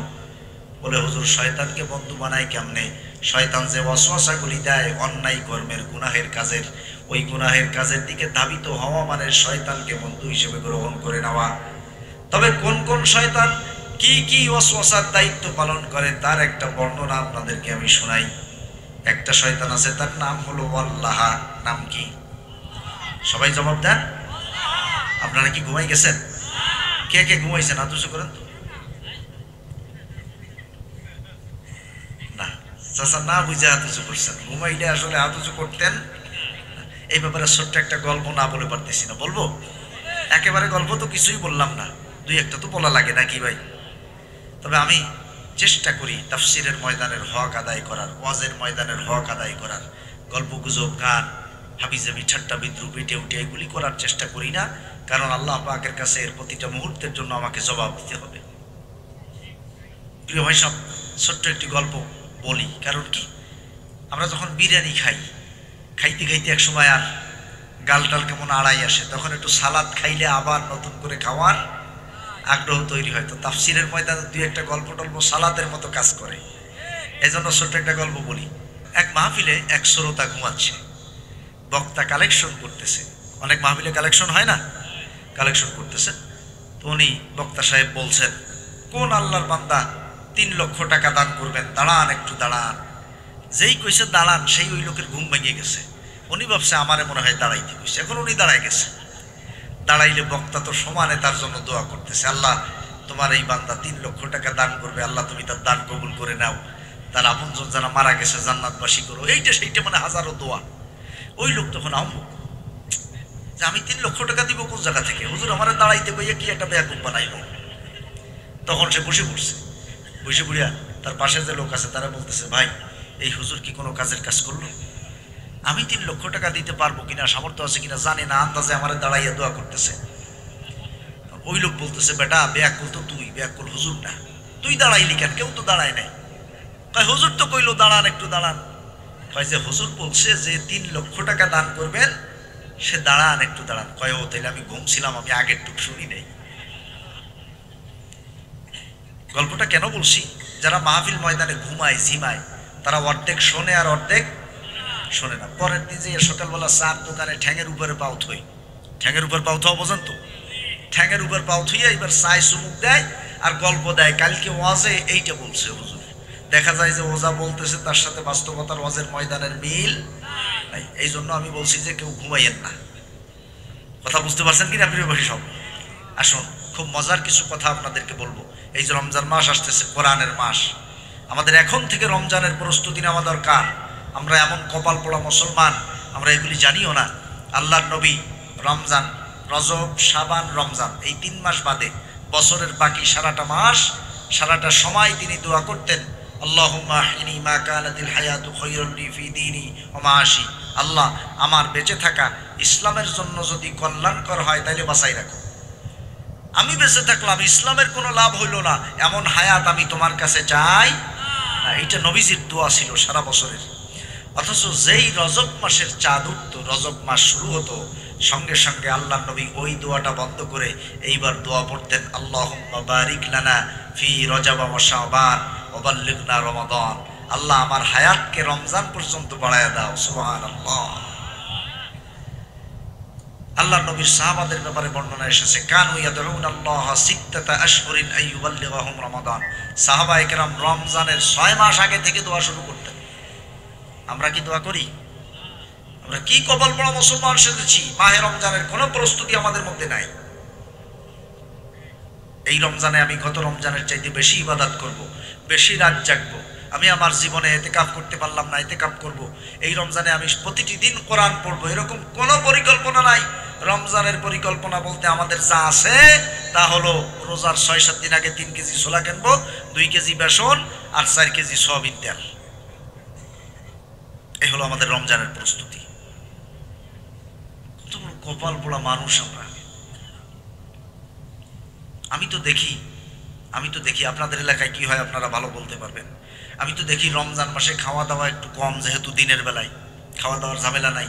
এই জন্য রমজান মাসে বেশিরভাগ মুসল্লিরা জোহর পড়ে গল্প দিতে বসে, আর আসর পর্যন্ত বাকি 11 মাসের যে গল্প দিতে পারে না এই কাজ কামের ঝামেলায়, সেই কাজা উঠায় রোজার মাসে। এইভাবে কি রমজান কাটানোর জন্য রমজান এসেছিল? আমাদের ক্ষমার জন্য এসেছে। প্রিয় ভাই সব, কোন শয়তান কোন কোন ব্যাপারে আমাদেরকে ধোঁকা দেয় সেটা একটু আমাদের জানা দরকার। একটি শয়তান আছে, তার নাম হলো আল্লাহ। সবাই বলেন নাম কি? এই আল্লাহ শয়তানের কাজের ব্যাপারে কিতাবের মধ্যে এসেছে, লিল ওয়াসওয়াসাতি ফিত তাহারাতি ওয়া ফিস সালাহ। এই শয়তানের কাজ হলো আমাদেরকে ওয়াসওয়াসা দেওয়া, পবিত্রতা অর্জনে এবং নামাজের মধ্যে ধোঁকা দেওয়া ওই শয়তানের কাজ। দেখবেন নামাজে দাঁড়ানোর পরে দুনিয়ার সমস্ত কাহিনী মনে এসে যায়। যেসব কাহিনী এমনি সময় মনে আসে না, নামাজে দাঁড়াইলেই মনে পড়ে। এইটা মনে করাইয়া দিয়া নামাজ থেকে অমনোযোগী করার দায়িত্ব হলো আল্লাহ শয়তানের। এ সর্বপ্রথম চেষ্টা করে পবিত্রতা অর্জনে ধোঁকা দেওয়ার। এই জন্য আমাদের বেশিরভাগ মুসল্লিরা ওযু শুরু করে গল্প দিতে দিতে বিসমিল্লাহও পড়ে না। আস্তে ঠিক নিজেকে দোষের কথা তো জোরে ঠিক কয় কি? অধিকাংশ মুসল্লি দেখবেন গল্প দিতে দিতে ওযু শুরু করে, বিসমিল্লাহ ওযুর শুরুতে নাই নাই। আল্লাহ নবী বলেছেন লা ওযুআ লিমান লাম ইয়াযকুর ইসমাল্লাহ, যে ব্যক্তি বিসমিল্লাহ না বলে ওযু শুরু করলো ওর ওযু কোনো ওযুই না। এখন আপনার ওযু যদি ওযুই না হয় তাহলে নামাজ পড়ে লাভ কি? এই জন্য আল্লাহ শয়তান চেষ্টা করে যে আগে ওযুটা নষ্ট করা যায় কিনা। যদি ওযু নষ্ট করা যায় তাহলে ও নামাজ পড়ে যা করে করুক, কোন নামাজ হবে সাবধান। আজকে থেকে পাকা নিয়াত করতে হবে। আজকের এই মাহফিল থেকে আমরা শিক্ষা গ্রহণ করলাম, আমরা আমাদের ওযুর শুরুতে বিসমিল্লাহ বলে ওযু শুরু করব। রাজি আছেন তো ইনশাআল্লাহ? ইনশাআল্লাহ। আল্লাহ পাক আমাদের সবাইকে আমল করার তৌফিক দান করুন বলুন আমিন। প্রিয় ভাই সব, এরপরে আসেন আরেকটি শয়তানের ব্যাপারে শুনি। সেই শয়তানের নাম হলো হাফফাফ। এইটার কাজ হলো ইযাউন নাস ওয়া তাখওয়িফিহিম বিযুহুর, বিভিন্ন আকার আকৃতি ধারণ করে মানুষকে ভয় দেওয়া হলো এই শয়তানের কাজ। এই জন্য দেখবেন রাতের বেলা অন্ধকার রাস্তায় একা একা হেঁটে যাচ্ছে, হঠাৎ করে গাছের উপর থেকে একটা মাটির তলা নিচে পড়লো, পড়ে গুঁড়ো গুঁড়ো হয়ে গেল, এমন ঘটনা ঘটে কিনা? অথবা দেখলো কে যেন দৌড়াই গেল, অথবা দেখলো একটা সাদা বিড়াল ম্যাও ম্যাও করতে করতে এদিকে দিক গেল, অথবা দেখলো বাঁশ গাছ থাকলে বাঁশ গাছ কাইট হয়ে চলে আসলো। এরকম অসংখ্য ঘটনা আছে কিনা? কিতাবের মধ্যে এসেছে এই হাফফাফ শয়তানের কাজ হলো ইযাউন নাস, মানুষকে কষ্ট দেওয়া, ওয়া তাখওয়িফিহিম বিযুহুর, এমনকি কখনো কখনো কোনো প্রাণীর আকৃতি ধারণ করে হলেও মানুষকে ভয় দেওয়া হলো এই হাফফাফ শয়তানের কাজ। এই জন্য আল্লাহর নবী বলেছেন আল কালবুল আসওয়াদু শাইতান, কালো কুকুরগুলো হলো শয়তান। শয়তান কালো কুকুরের আকৃতি ধারণ করে মানুষকে ভয় দেয়, আবার সাপের আকৃতি ধারণ করে। এই জন্য আল্লাহর নবী বলেছেন কেউ যদি তার ঘরের মধ্যে সাপ দেখতে পায় সে যেন তাকে 3 বার আগে সতর্ক করে, সতর্ক না করে যেন সাপকে আঘাত না করা হয়। 3 বার সতর্ক করার পরেও যদি সে সাপ হিসেবে থাকে তারপরে তাকে আঘাত করতে হবে। এরপরে আসেন আরেকটি শয়তান সম্পর্কে শুনি। সেই শয়তানের নাম হলো জালনাবুর। এই জালনাবুর শয়তানের দায়িত্ব হলো মুআক্কালু আলা মান ফিস সুক, এর দায়িত্ব হলো বাজারে। কোন জায়গায়? একটু জোরে কোন? বাজারে। তার মানে যারা বাজারে অহেতুক আড্ডায় সময় কাটান তাদের বন্ধু হিসেবে থাকে কে? জালনাবুর শয়তান। কোন শয়তান? জালনাবুর শয়তান। ওর দায়িত্বই হলো বাজারে।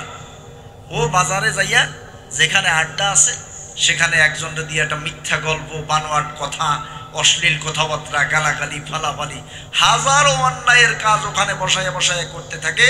আর এক মজলিসে যারা বসে থাকে বাকিরা মজা নেয়, মজা নেয়।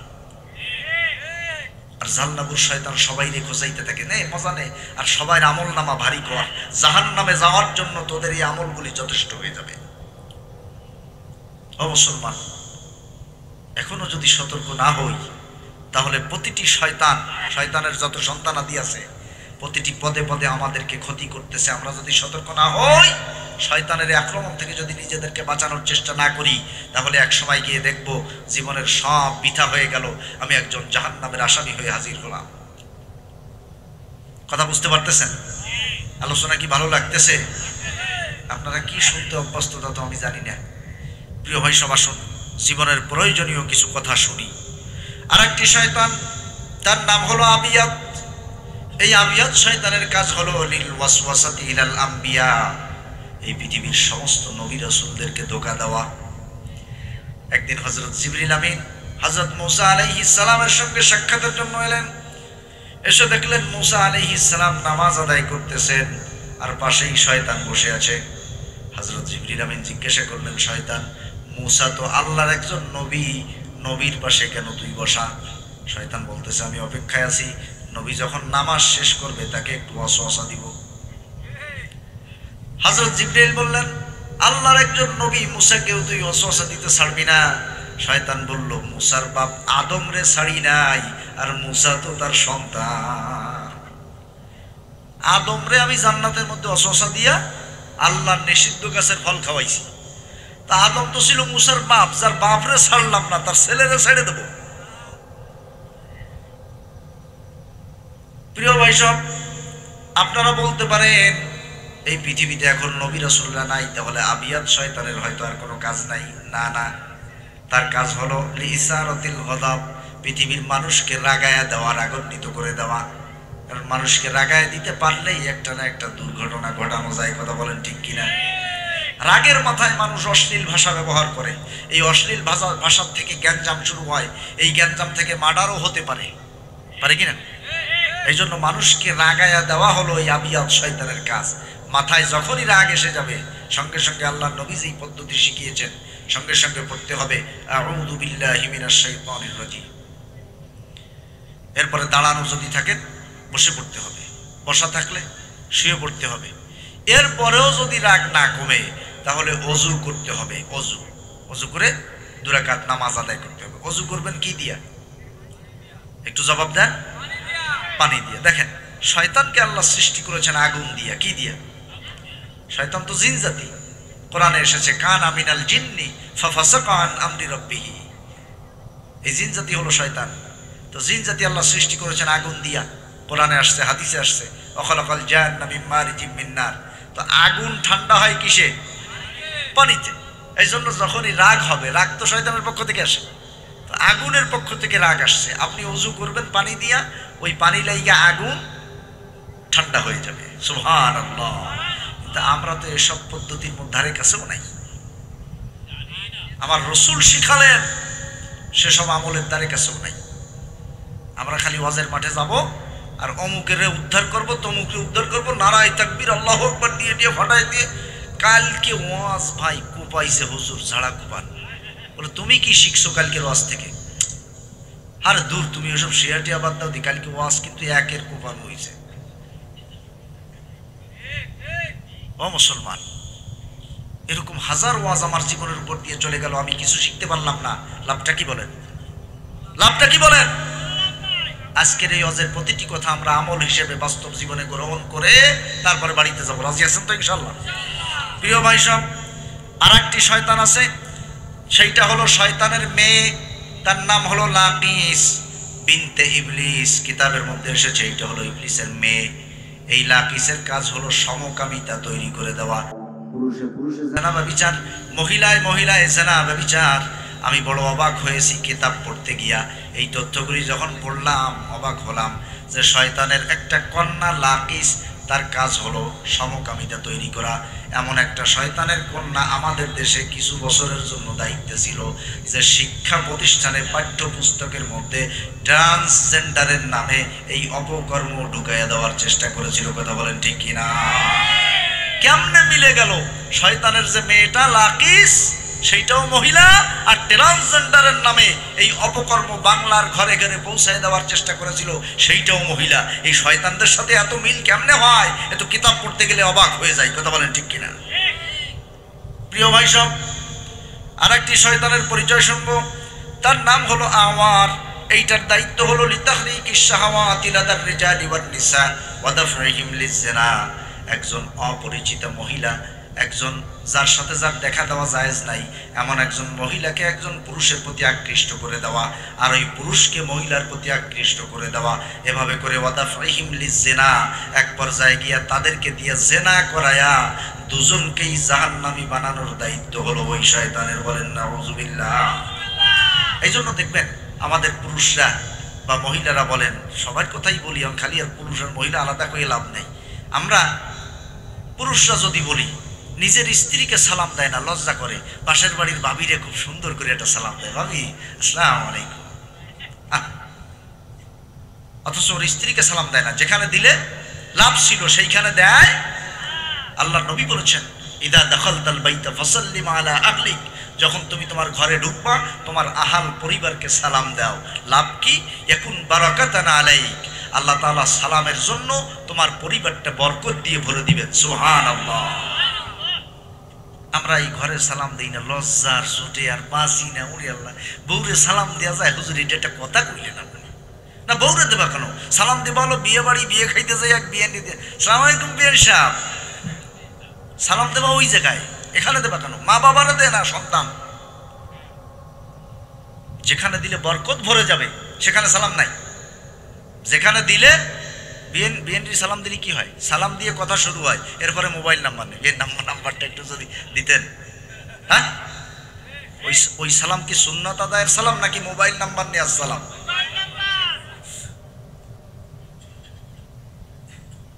প্রিয় ভাই সব সাবধান, লিতাহরিকিশ শাহওয়াতি লাদার রিজালি ওয়ান নিসা। এই শয়তানের কাজ হলো পরস্পরকে সালাম দিয়ে হোক, যে কোনোভাবে হোক, পরস্পরকে পরস্পরের প্রতি আকৃষ্ট করে দেওয়া।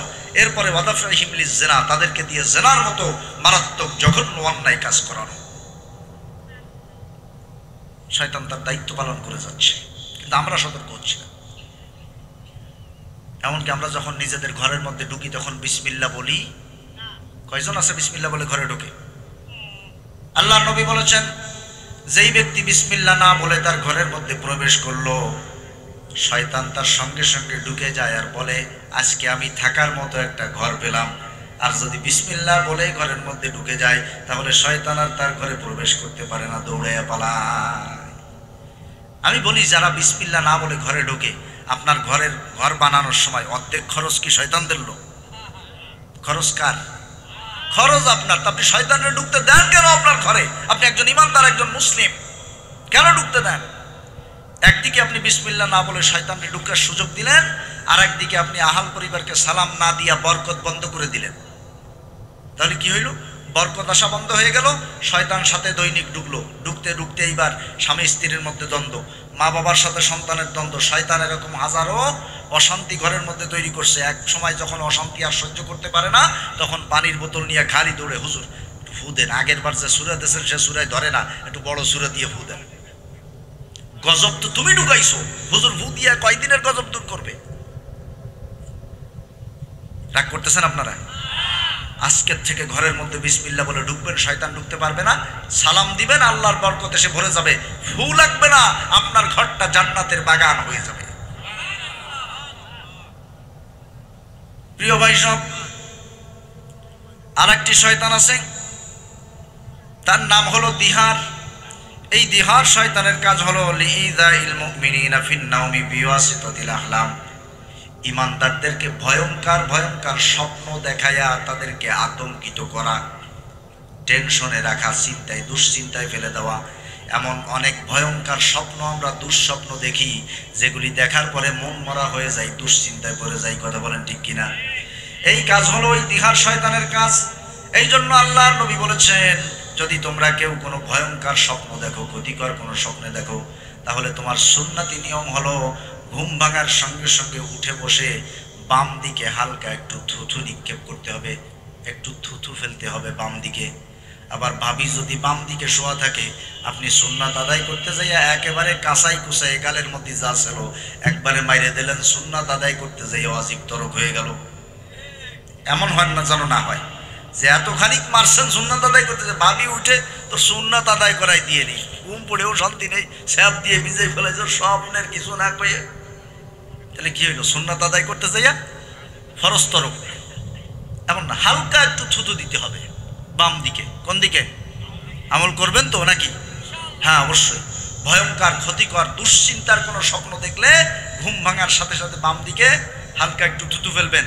এরপরে আল্লাহ রাব্বুল আলামিনের কাছে দোয়া করবেন, রব্বুল আলামিন, এই যে স্বপ্ন দেখলাম, এর যদি খারাপ কোনো প্রভাব আমার জীবনের উপরে সংকেত এসে থাকে, তাহলে সেই ক্ষতি থেকে তুমি আমাকে বাঁচায় দাও।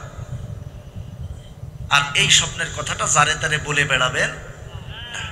আমাদের সমাজের মানুষ কি, আমি হতভম্ব হয়ে যাই। স্বপ্নটা দেখছে, ওর পেটের মধ্যে মশলানো শুরু হয় যে এই খবর কারে, ঘুম থেকে লোকজন উঠছে কিনা, না ডাইয়ে উঠে খবর। এইবার শুরু হয় ঘরের দরজা থেকে শুরু করে বাজার পর্যন্ত, কেউ বাদ রাখে না, গড়ে গল্প দেয়। খবরদার, স্বপ্ন কিন্তু জীবনের উপরে বিরাট একটা প্রভাব ফেলে, এটা সাবধান থাকবেন। এখানেও কিন্তু শয়তানের অসহজা কুমন্ত্রণা আছে। তাহলে শয়তান আমাদের কত বড় শত্রু, শুধু আমরা থাকা অবস্থায়, সজাগ থাকা অবস্থায় ক্ষতি করে তা নয়, ঘুম পড়ার পরেও সে আমাদেরকে ছাড়ে না। প্রিয় ভাই সব, আসুন আর একটি শয়তানের কথা শুনি। তার নাম হলো দাসিম। এইটার কাজ হলো লিইসারাতিল ফিতানি বাইনা আহলিহি, স্বামী স্ত্রীর মধ্যে দ্বন্দ্ব লাগানো। এটা তো আপনাদের এলাকায় মনে হয় নাই। স্বামী স্ত্রীর কোনো দ্বন্দ্ব নাই আপনাকে এলাকায়, খালি কইলে হবে নাকি? আমি ওই যে 1200 গ্রাম মগজের কথা বললাম না, আল্লাহ দিছে ব্রেনের মধ্যে। চিকিৎসা বিজ্ঞান বলছে মহিলাদেরকে দিয়েছে আল্লাহ 1100 গ্রাম মগজ। কম দিছে না বেশি দিছে? পুরুষের হলো 1200 গ্রাম, মহিলাদের 1100 গ্রাম। কিন্তু আমাদের বাংলাদেশের মহিলারা এত মাতুব্বার, মনে হয় যে ওকে এক একজনের মাথায় 3-4 কেজি করে দিছে।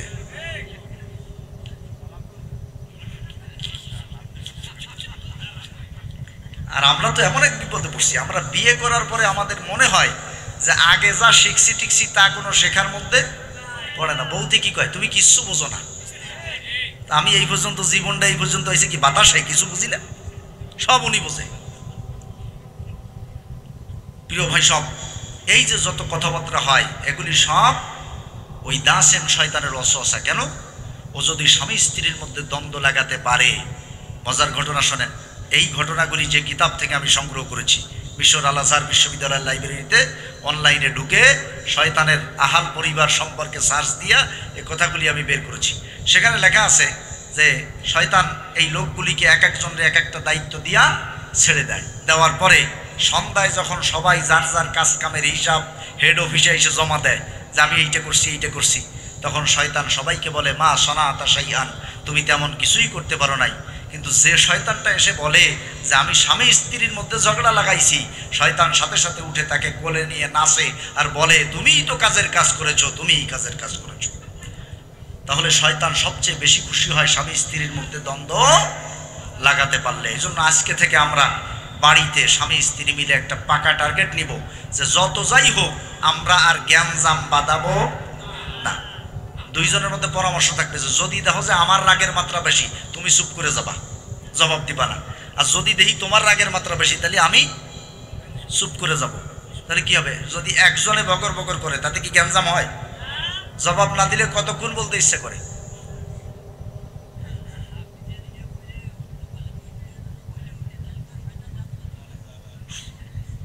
হ্যাঁ মাশাআল্লাহ ভাই, সুন্দর একটা কথা বলছেন। যদি বিসমিল্লাহ বলে ঘরে ঢোকা হয় তাহলে তো সন্তান ঢুকতে পারলো না। এটা একটা বড় হাতিয়ার বাঁচার জন্য।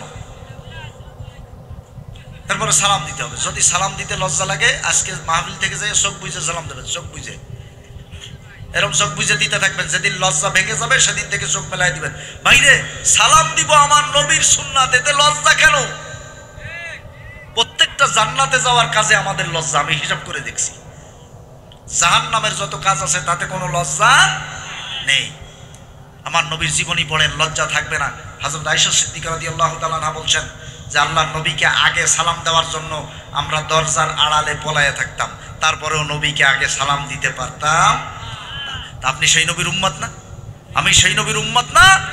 তাহলে আমি যদি নবীর উম্মত দাবি করি, আমার নবীর স্ত্রীদের বর্ণনা শুনলাম যে স্ত্রীরা পলায়া থেকেও আমার নবীকে আগে সালাম দিতে পারতো না, নবীজি আগে সালাম দিতেন, তাহলে আমি উম্মত হিসেবে কোনো দ্বিধা নাই, লজ্জা নাই। আমার নবীর সুন্নাতকে আমি উচ্চ জায়গায় রাখবো, উচ্চ অবস্থানে রাখবো, সম্মানের জায়গায় রাখবো। আমিও আমার স্ত্রী আহাল পরিবারকে আগে সালাম দিব ইনশাআল্লাহ। প্রিয় ভাই সব, এভাবে করে শয়তানের ওয়াসওয়াসা কুমন্ত্রণায় আমরা আমাদের জীবনে পদে পদে ক্ষতিগ্রস্ত হচ্ছি। তাহলে আল্লাহ রাব্বুল আলামিন আমাদেরকে বললেন যে আমি তোমাদেরকে সৃষ্টি করেছি, সুতরাং একমাত্র আমার ইবাদত করো, আমার গোলামি করো।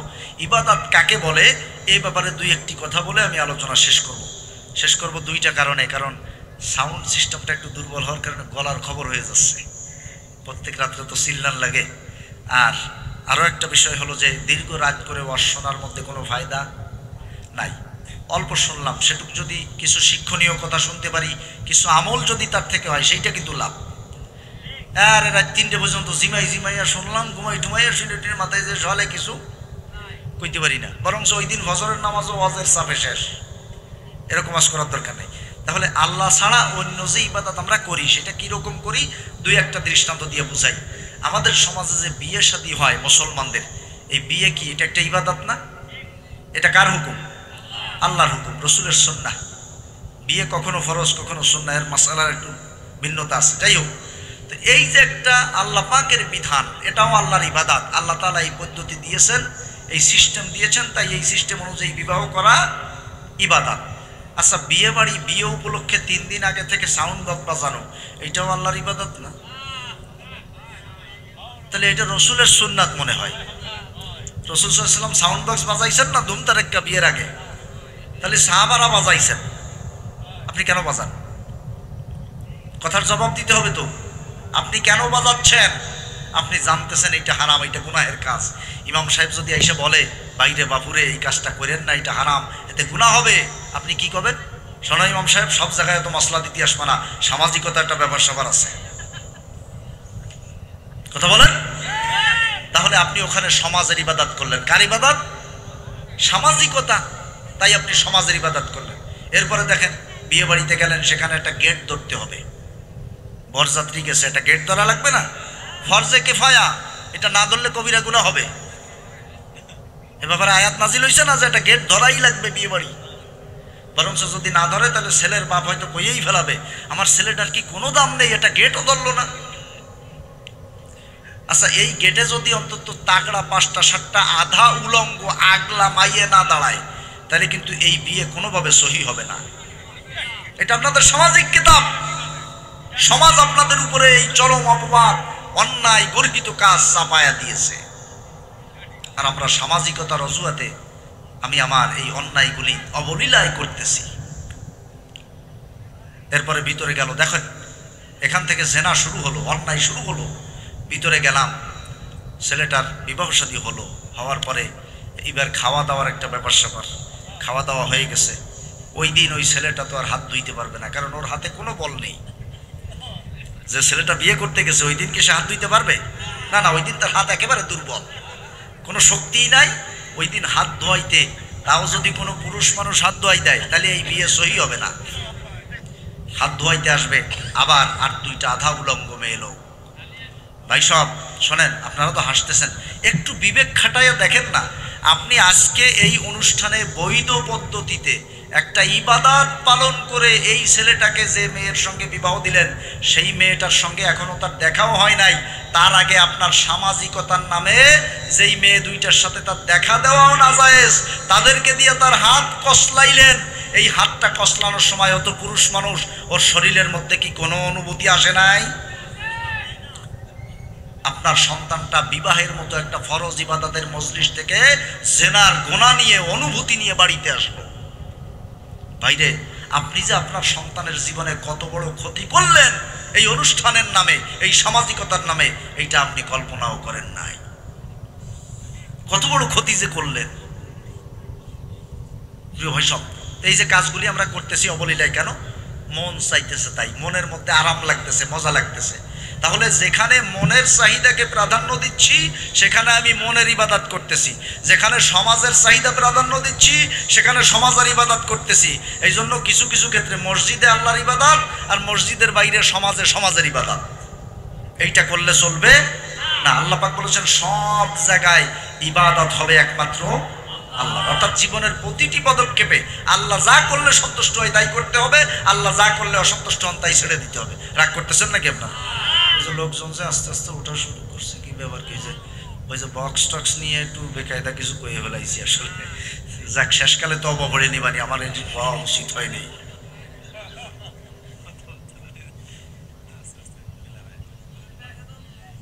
ও দূরিতে এসে তাই চলে যাচ্ছে না, সেজন্যই গেলে যাক, তাতে অসুবিধা নেই। প্রিয় ভাই সব শোনেন, এভাবে করে জীবনের প্রত্যেকটা জায়গায় যদি আমরা বেছে বেছে একমাত্র আল্লাহর সন্তুষ্টির কাজগুলো করতে পারি, আল্লাহ পাক আমাদেরকে বলছেন ফালইয়াবুদু রাব্ব হাযাল বাইতিল্লাযী আত'আমাহুম মিন জু' ওয়া আমানাহুম মিন খাউফ।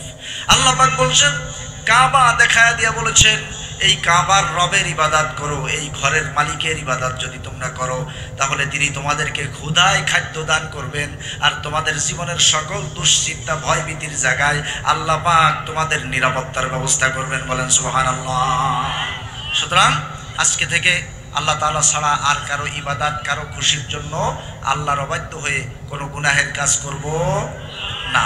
এবং শয়তানের যে সেক্টরগুলি আমরা শুনলাম, যেসব জায়গায় শয়তান আমাদেরকে ধোঁকা দেয়, ক্ষতি করে, এই জায়গাগুলো আমরা একটু সচেতন সজাগ থেকে প্রত্যেকটা জায়গায় আমাদের জীবনের প্রত্যেকটি পদক্ষেপে আমরা পা ফেলানোর চেষ্টা করবো। রাজি আছেন তো ইনশাআল্লাহ?